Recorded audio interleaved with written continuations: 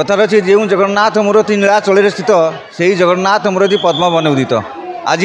अनंतकोटि विश्व ब्रह्मांडनाथ जगतनाथ जगन्नाथ जगदीश्वर कालिया शांत आज ये पीठ को आगमन कर तेणु आज ये पीठरे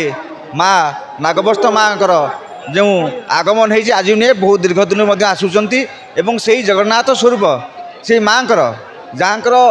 संपर्क निबिड़ संपर्क रही नागबस्त पीठ सहित नेमाल पीठ सहित संपर्क रही संपर्क को सुदृढ़ करने आज माँ आगमन अच्छी तेणुक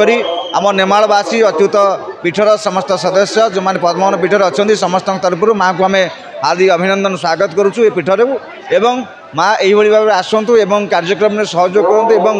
आमर जेकोसी कार्यक्रम होती सहयोग करूँ विशेषकर मु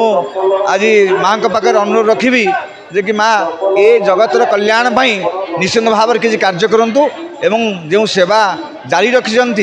से सेवा सेमती माँ जारी रहू। आज हूँ पवित्र महास्नान